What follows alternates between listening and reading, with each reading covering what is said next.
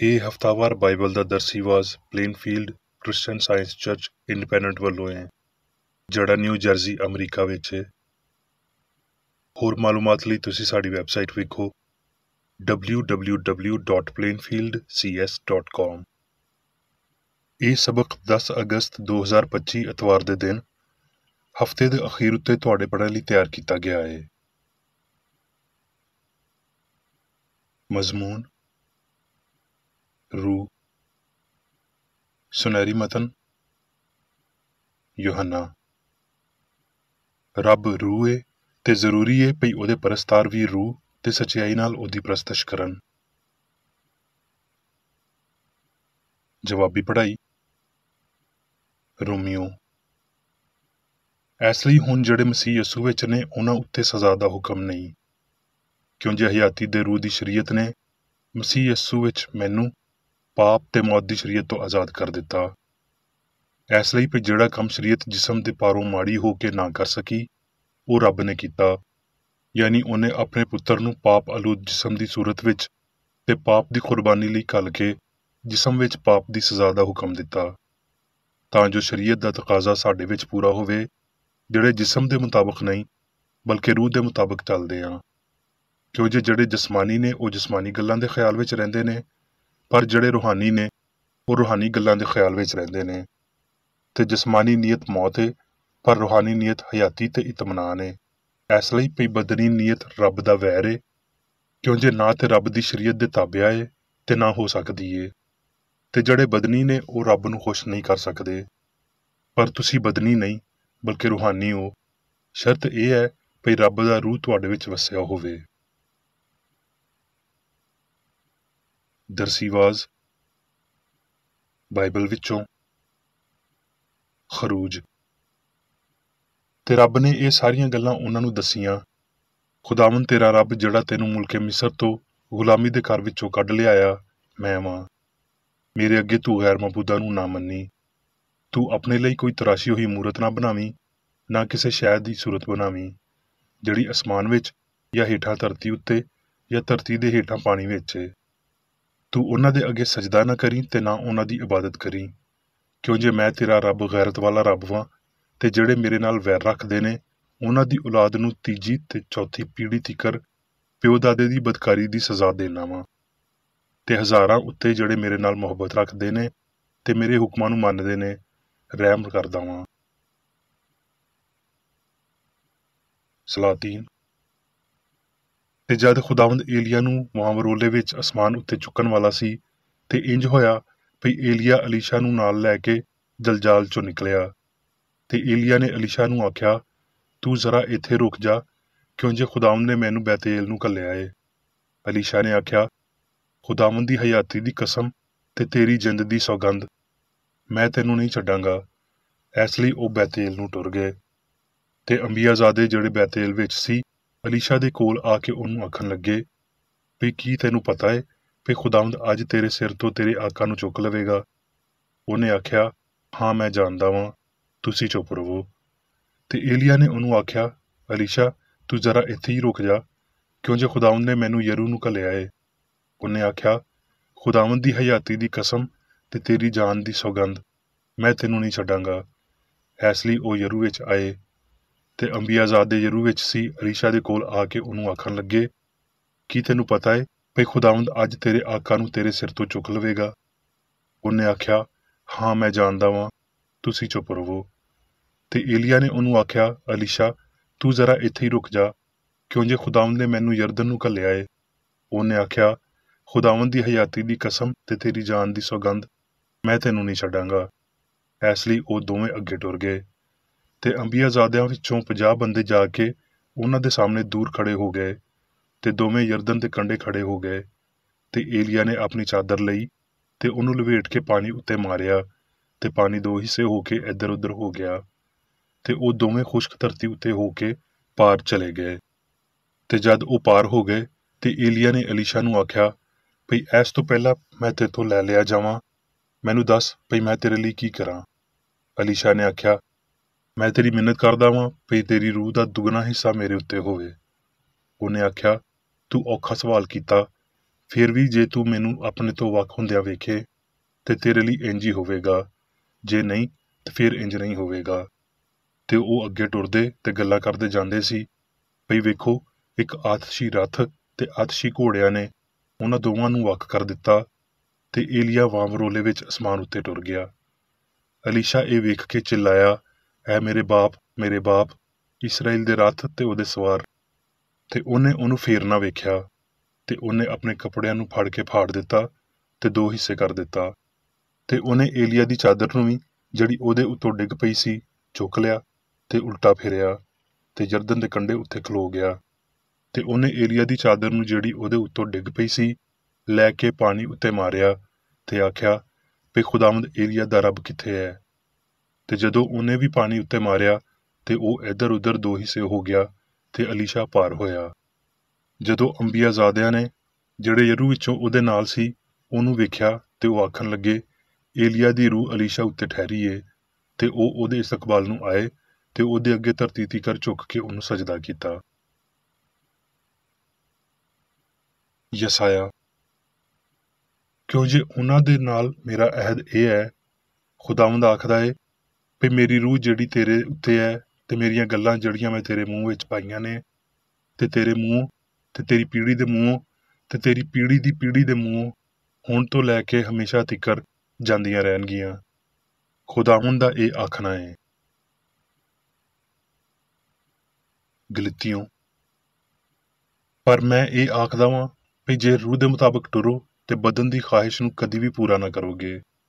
ਕਿਉਂ ਜੇ ਬਦਨ ਰੂਹ ਦੇ ਖਿਲਾਫ ਤੰਗ ਕਰਦਾ ਏ ਤੇ ਰੂਹ ਬਦਨ ਦੇ ਖਿਲਾਫ, ਤੇ ਇਹ ਇੱਕ ਦੂਜੇ ਦੇ ਮੁਖਾਲਫ ਨੇ, ਤਾਂ ਜੋ ਕੁਝ ਤੁਸੀਂ ਚਾਹੁੰਦੇ ਹੋ ਉਹ ਨਾ ਕਰੋ। ਤੇ ਜੇ ਤੁਸੀਂ ਰੂਹ ਦੀ ਹਦਾਇਤ ਨਾਲ ਟੁਰਦੇ ਹੋ ਤੇ ਸ਼ਰੀਅਤ ਦੇ ਹੇਠਾਂ ਨਹੀਂ ਰਹੇ। ਹੁਣ ਬਦਨ ਦੇ ਕੰਮ ਜ਼ਾਹਰ ਨੇ, ਯਾਨੀ ਹਰਾਮਕਾਰੀ, ਨਾਪਾਕੀ, ਸ਼ਹਿਵਤ ਪਰਸਤੀ, ਬੁੱਤ ਪਰਸਤੀ, ਜਾਦੂਗਰੀ, ਅਦਾਵਤਾਂ, ਲੜਾਈ, ਸਾੜ, ਗੁੱਸਾ, ਤਫਰਕੇ, ਵਿਛੋੜੇ, ਬਿਦਤਾਂ, ਬੁਗਜ਼, ਨਸ਼ਾਬਾਜ਼ੀਆਂ, ਨੱਚਣਾ ਟੱਪਣਾ ਤੇ ਹੋਰ ਇੰਜ ਦੀਆਂ ਸ਼ੈਵਾਂ।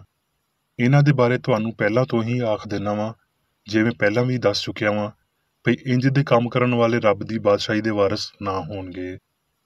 ਪਰ ਰੂਹ ਦਾ ਫਲ ਪਿਆਰ, ਖੁਸ਼ੀ, ਸਕੂਨ, ਸਬਰ, ਮਿਹਰਬਾਨੀ, ਨੇਕੀ, ਇਮਾਨਦਾਰੀ, ਆਜਜ਼ੀ, ਪਰਹੇਜ਼ਗਾਰੀ ਏ।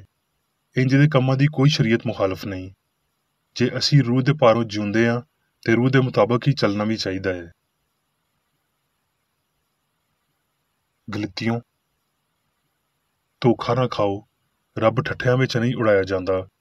ਕਿਉਂ ਜੇ ਬੰਦਾ ਜੋ ਕੁਝ ਬੋਂਦਾ ਏ ਉਹ ਹੀ ਵੱਢੇਗਾ। ਜਿਹੜਾ ਆਪਣੇ ਬਦਨ ਲਈ ਬੋਂਦਾ ਏ ਉਹ ਬਦਨ ਲਈ ਹਲਾਕਤ ਦੀ ਫਸਲ ਵੱਢੇਗਾ, ਤੇ ਜਿਹੜਾ ਰੂਹ ਲਈ ਬੋਂਦਾ ਏ ਉਹ ਰੂਹ ਨਾਲ ਹਮੇਸ਼ਾ ਦੀ ਹਯਾਤੀ ਦੀ ਫਸਲ ਵੱਢੇਗਾ। ਤੇ ਜਿੰਨੇ ਇਸ ਕਾਇਦੇ ਉੱਤੇ ਟੁਰਨ, ਉਹਨਾਂ ਨੂੰ ਤੇ ਰੱਬ ਦੇ ਇਸਰਾਏਲ ਨੂੰ ਇਤਮਨਾਨ ਤੇ ਰਹਿਮ ਮਿਲਦਾ ਰਵੇ।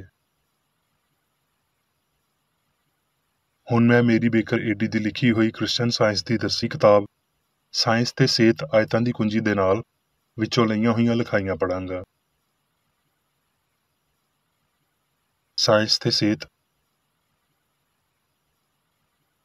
ਇਸ ਸਾਇੰਸ ਦਾ ਪਹਿਲਾ ਮੁਤਾਲਬਾ ਇਹ ਹੈ ਭਈ ਤੂੰ ਮੇਰੇ ਹਜ਼ੂਰ ਗੈਰ ਮਾਬੂਦਾਂ ਨੂੰ ਨਾ ਮੰਨੀ। ਲਿਹਾਜ਼ਾ ਇਸ ਹੁਕਮ ਦਾ ਮਤਲਬ ਇਹ ਹੈ, ਤੂੰ ਮੇਰੇ ਸਾਹਮਣੇ ਨਾ ਕੋਈ ਜ਼ਹਾਨਤ, ਨਾ ਹਯਾਤੀ, ਨਾ ਮਵਾਦ, ਨਾ ਸੱਚਾਈ, ਨਾ ਮੁਹੱਬਤ ਰੱਖੀ, ਸਵਾਏ ਉਹਦੇ ਜਿਹੜਾ ਰੂਹਾਨੀ ਏ। ਸਾਇੰਸ ਵਿੱਚ ਇਨਸਾਨ ਰੂਹ ਦੀ ਔਲਾਦ ਏ। ਉਹਦਾ ਨਸਬ ਸੋਨਾ, ਚੰਗਿਆਈ ਤੇ ਪਾਕੀਜ਼ਗੀ ਬਣਾਉਂਦੀ ਏ। ਉਹਦਾ ਅਸਲ ਬਸ਼ਰ ਵਾਂਗਰ ਵਹਿਸ਼ੀ ਫਿਤਰਤ ਵਿੱਚ ਨਹੀਂ ਏ, ਤੇ ਨਾ ਹੀ ਉਹ ਜ਼ਹਾਨਤ ਤਿਕਰ ਅਪੜਨ ਤੋਂ ਪਹਿਲਾਂ ਮਾਦੀ ਹਾਲਤਾਂ ਵਿੱਚੋਂ ਲੰਘਦਾ ਏ। ਰੂਹ ਉਹਦੀ ਹਸਤੀ ਦਾ ਪਹਿਲਾ ਤੇ ਅਸਲੀ ਮੰਬਾ ਏ। ਰੱਬ ਉਹਦਾ ਪਿਓ ਏ ਤੇ ਹਯਾਤੀ ਉਹਦੀ ਹਸਤੀ ਦਾ ਕਾਨੂੰਨ ਏ।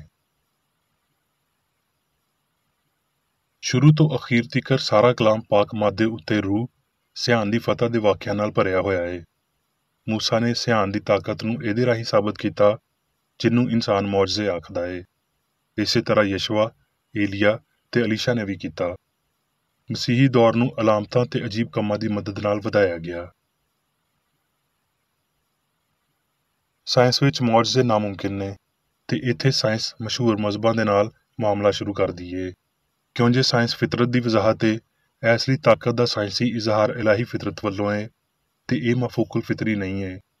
ਇਹ ਅਕੀਦਾ ਵੀ ਸੰਸਾਰ ਇਨਸਾਨ ਨੂੰ ਸ਼ਾਮਲ ਕਰਕੇ ਆਮ ਤੌਰ ਤੇ ਮਾਦੀ ਕਾਨੂੰਨਾਂ ਦੀ ਹੁਕਮਰਾਨੀ ਵਿੱਚ ਹੁੰਦਾ ਹੈ, ਪਰ ਕਦੀ-ਕਦੀ ਰੂਹ ਇਹਨਾਂ ਕਾਨੂੰਨਾਂ ਨੂੰ ਇੱਕ ਪਾਸੇ ਰੱਖ ਦਿੰਦੀ ਹੈ।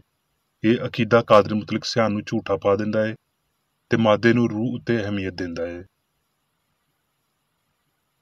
ਇਹ ਸਮਝਣਾ ਕ੍ਰਿਸਚਨ ਸਾਇੰਸ ਦੇ ਖਿਲਾਫ ਹੈ ਭਈ ਹਯਾਤੀ ਜਾਂ ਤੇ ਮਾਦੀ ਹੈ ਜਾਂ ਜ਼ਾਹਰੀ ਤੌਰ ਤੇ ਰੂਹਾਨੀ ਹੈ। ਕ੍ਰਿਸਚਨ ਸਾਇੰਸ ਤੇ ਵਹਿਮ ਕਰਨ ਦੀਆਂ ਸੂਰਤਾਂ ਦੇ ਵਿਚਾਲੇ ਇੱਕ ਵੱਡਾ ਖੱਡਾ ਬਣਾਇਆ ਗਿਆ ਹੈ, ਜਿਹੜਾ ਓਨਾ ਹੀ ਪਾਰ ਕਰਨ ਦੇ ਕਾਬਲ ਨਹੀਂ ਹੈ ਜਿੰਨਾ ਅਮੀਰ ਬੰਦੇ ਤੇ ਲਾਜ਼ਰ ਦੇ ਵਿਚਾਲੇ ਖੱਡਾ ਹੈ। ਪੁਰਾਣੇ ਨਬੀਆਂ ਨੇ ਆਪਣੀ ਪੇਸ਼ਬੀਨੀ ਇੱਕ ਰੂਹਾਨੀ ਗੈਰ ਜਿਸਮਾਨੀ ਨੁਕਤਾ ਨਜ਼ਰ ਤੋਂ ਹਾਸਲ ਕੀਤੀ, ਨਾ ਕਿ ਬਦੀ ਦੀ ਪੇਸ਼ਨਗੋਈ ਕਰਨ ਤੇ ਕਿਸੇ ਅਫਸਾਨੇ ਨੂੰ ਗਲਤ ਅਸਲੀਅਤ ਬਣਾਉਣ ਨਾਲ ਕੀਤੀ। ਨਾ ਹੀ ਇਨਸਾਨੀ ਅਕੀਦੇ ਤੇ ਮਾਦੇ ਦੇ ਬੁਨਿਆਦੀ ਕੰਮ ਨਾਲ ਮੁਸਤਕਬਿਲ ਦੀ ਪੇਸ਼ਨਗੋਈ ਕਰਨ ਨਾਲ ਕੀਤੀ। ਜਦੋਂ ਹਸਤੀ ਦੀ ਸਚਾਈ ਨਾਲ ਹਮਾਹੰਗੀ ਲਈ ਸਾਇੰਸ ਵਿੱਚ ਬਹੁਤ ਤਰੱਕੀ ਕੀਤੀ ਤੇ ਇਨਸਾਨ ਗੈਰ ਇਰਾਦੀ ਤੌਰ ਤੇ ਗੈਬਦਾਨ ਤੇ ਨਬੀ ਬਣ ਗਿਆ, ਜਿਹੜਾ ਭੂਤਾਂ, ਬਦਰੂਆਂ ਜਾਂ ਨੀਮ ਦੇਵਤਾਵਾਂ ਦੇ ਇਖਤਿਆਰ ਵਿੱਚ ਨਹੀਂ ਬਲਕਿ ਵਾਹਦ ਰੂਹ ਦੇ ਕਾਬੂ ਵਿੱਚ ਸੀ। ਇਹ ਹਰ ਵੇਲੇ ਮੌਜੂਦ ਇਲਾਹੀ ਸਿਆਨ ਤੇ ਉਸ ਖਿਆਲ ਦਾ ਇਸਤਿਹਕਾਕ ਹੈ ਜਿਹੜਾ ਐਸ ਸਿਆਨ ਨਾਲ ਤਾਲੁਕ ਰੱਖਦਾ ਹੈ ਤਾਂ ਜੋ ਮਾਜ਼ੀ, ਹਾਲ ਤੇ ਮੁਸਤਕਬਿਲ ਨੂੰ ਜਾਣੇ। ਕ੍ਰਿਸਚਨ ਸਾਇੰਸ ਦੇ ਮੁਤਾਬਕ ਇਨਸਾਨ ਦੀਆਂ ਸਿਰਫ ਉਹੀ ਹਿੱਸਾਂ ਰੂਹਾਨੀ ਨੇ ਜਿਹੜੀਆਂ ਇਲਾਹੀ ਸਿਆਨ ਤੋਂ ਜ਼ਾਹਿਰ ਹੁੰਦੀਆਂ ਨੇ। ਖਿਆਲ ਰੱਬ ਤੋਂ ਇਨਸਾਨ ਵਿੱਚ ਮੁੰਤਕਿਲ ਹੁੰਦੇ ਨੇ, ਪਰ ਨਾ ਹੀ ਅਹਿਸਾਸ ਤੇ ਨਾ ਹੀ ਰਿਪੋਰਟ ਮਾਦੀ ਬਦਨ ਤੋਂ ਸਿਆਨ ਵਿੱਚ ਜਾਂਦੇ ਨੇ। ਬਾਹਮੀ ਰਾਬਤਾ ਹਮੇਸ਼ਾ ਰੱਬ ਤੋਂ ਹੋ ਕੇ ਉਹਦੇ ਖਿਆਲ ਯਾਨੀ ਇਨਸਾਨ ਤੀਕਰ ਜਾਂਦਾ ਹੈ। ਮਾਦਾ ਹਸਾਸ ਨਹੀਂ ਹੁੰਦਾ ਤੇ ਚੰਗਿਆਈ ਜਾਂ ਬੁਰਿਆਈ, ਖੁਸ਼ੀ ਜਾਂ ਪੀੜ ਤੋਂ ਵਾਕਿਫ ਨਹੀਂ ਹੁੰਦਾ। ਇਨਸਾਨ ਦੀ ਇਨਫਰਾਦੀਅਤ ਮਾਦੀ ਨਹੀਂ ਹੈ। ਹਸਤੀ ਦੀ ਸਾਇੰਸ ਸਿਰਫ ਆਉਣ ਵਾਲੇ ਵੇਲੇ ਵਿੱਚ ਹੀ ਨਹੀਂ ਬਲਕਿ ਹੁਣੇ ਤੇ ਇੱਥੇ ਵੀ ਉਹ ਕੁਝ ਹਾਸਲ ਕਰਦੀ ਏ ਜਿਹਨੂੰ ਇਨਸਾਨ ਜੰਨਤ ਦਾ ਨਾਂ ਦਿੰਦਾ ਏ। ਵੇਲੇ ਤੇ ਅਬਦੀਅਤ ਦੇ ਹੋਣ ਦੇ ਬਾਰੇ ਇਹ ਬਹੁਤ ਵੱਡੀ ਅਸਲੀਅਤ ਏ। ਤੇ ਫਿਰ ਉਹ ਕਿਹੜੀ ਮਾਦੀ ਸ਼ਖਸੀਅਤ ਏ ਜਿਹੜੀ ਦੁੱਖ ਸਹਿੰਦੀ, ਪਾਪ ਕਰਦੀ ਤੇ ਮਰ ਜਾਂਦੀ ਏ। ਇਹ ਉਹ ਇਨਸਾਨ ਨਹੀਂ ਜਿਹੜਾ ਰੱਬ ਦੀ ਸ਼ਬੀਹ ਤੇ ਸੂਰਤ ਏ, ਬਲਕਿ ਇਹ ਇਨਸਾਨ ਦੀ ਨਕਲ, ਸ਼ਬੀਹ ਦਾ ਉਲਟ, ਪਾਪ, ਬਿਮਾਰੀ ਤੇ ਮੌਤ ਅਖਵਾਉਣ ਵਾਲੀ ਗੈਰ ਮੁਸ਼ਾਬਤ ਏ। ਇਸ ਦਾਅਵੇ ਦਾ ਵਹਿਮ ਪਈ ਇਨਸਾਨ ਰੱਬ ਦੀ ਸ਼ਬੀਹ ਏ, ਰੂਹ ਤੇ ਮਾਦੇ, ਅਕਲ ਤੇ ਜਿਸਮ ਦੀਆਂ ਉਲਟੀਆਂ ਫਿਤਰਤਾਂ ਨਾਲ ਸਾਹਮਣੇ ਆਉਂਦਾ ਏ, ਕਿਉਂ ਜੇ ਇੱਕ ਸਿਆਣ ਵਾਲਾ ਏ ਤੇ ਦੂਜਾ ਬੇਅਕਲ ਏ। ਅਸਲੀ ਹਯਾਤੀ ਜਾਂ ਸਿਆਣ ਤੇ ਇਹਦੇ ਮੁਖਾਲਫ ਨਾਮ ਨਿਹਾਦ ਮਾਦੀ ਹਯਾਤੀ ਤੇ ਸਿਆਣ ਨੂੰ ਦੋ ਹਿੰਦਸੀ ਅਲਾਮਤਾਂ, ਇੱਕ ਗੋਲ ਦਾਇਰਾ ਜਾਂ ਕੁਰੇ ਤੇ ਇੱਕ ਸਿੱਧੀ ਲਕੀਰ ਦੀ ਸ਼ਕਲ ਦਿੱਤੀ ਗਈ ਏ। ਗੋਲ ਦਾਇਰਾ ਸ਼ੁਰੂ ਤੇ ਅਖੀਰ ਤੋਂ ਬਗੈਰ ਲਾਮਹਿਦੂਦ ਨੂੰ ਪੇਸ਼ ਕਰਦਾ ਏ। ਸਿੱਧੀ ਲਕੀਰ ਮਹਿਦੂਦ ਨੂੰ ਪੇਸ਼ ਕਰਦੀ ਏ, ਜਿਹਦਾ ਸ਼ੁਰੂ ਤੇ ਅਖੀਰ ਦੋਵੇਂ ਨੇ। ਦਾਇਰਾ ਚੰਗਿਆਈ, ਆਪ ਮੌਜੂਦ ਤੇ ਅਬਦੀ ਇਨਫਰਾਦੀਅਤ ਜਾਂ ਸਿਆਨ ਦੀ ਨੁਮਾਇੰਦਗੀ ਕਰਦਾ ਏ। ਸਿੱਧੀ ਲਕੀਰ ਬਦੀ, ਆਪਈ ਤੇ ਆਰਜ਼ੀ ਮਾਦੀ ਵਜੂਦੀਅਤ ਉੱਤੇ ਯਕੀਨ ਦੀ ਨੁਮਾਇੰਦਗੀ ਕਰਦੀ ਏ। ਹਮੇਸ਼ਾ ਦੀ ਸਿਆਨ ਤੇ ਆਰਜ਼ੀ ਮਾਦੀ ਵਜੂਦੀਅਤ ਕਦੀ ਵੀ ਹਿੰਦਸੇ ਜਾਂ ਅਸਲੀਅਤ ਵਿੱਚ ਇਕੱਠੇ ਨਹੀਂ ਹੁੰਦੇ।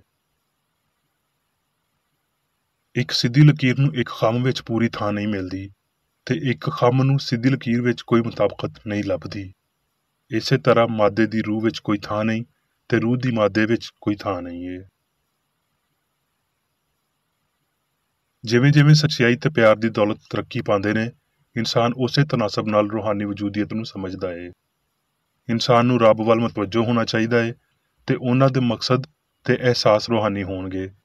ਉਹਨਾਂ ਨੂੰ ਹਸਤੀ ਦੀਆਂ ਤਸ਼ਰੀਹਾਂ ਨੂੰ ਤਰੱਕੀ ਦੇ ਨੇੜੇ ਲਿਆਉਣਾ ਚਾਹੀਦਾ ਏ ਤੇ ਲਾਮੁਤਨਾਹੀ ਦਾ ਮੁਨਾਸਬ ਇਦਰਾਕ ਪਾਉਣਾ ਚਾਹੀਦਾ ਏ ਤਾਂ ਜੋ ਪਾਪ ਤੇ ਫਾਨੀਅਤ ਨੂੰ ਖਤਮ ਕੀਤਾ ਜਾਵੇ।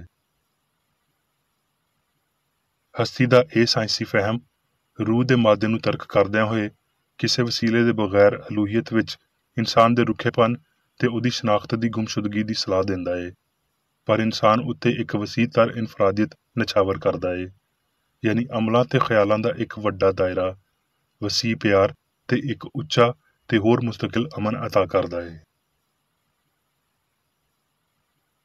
ਉਹ ਇਨਸਾਨੀ ਸਿਆਨ ਜਿਹਦੇ ਰਾਹੀਂ ਸੱਚਾਈ ਬਹੁਤੀ ਵਾਜ਼ਿਆ ਜ਼ਾਹਰ ਹੁੰਦੀ ਏ, ਉਹ ਹੀ ਏ ਜਿਹੜੀ ਬਹੁਤ ਜ਼ਿਆਦਾ ਮਾਦੀਅਤ, ਬਹੁਤ ਜ਼ਿਆਦਾ ਗਲਤੀ ਨੂੰ ਗਵਾ ਚੁੱਕੀ ਏ ਤਾਂ ਜੋ ਸੱਚਾਈ ਲਈ ਚੰਗੀ ਸ਼ਫਾਫੀਅਤ ਬਣੇ।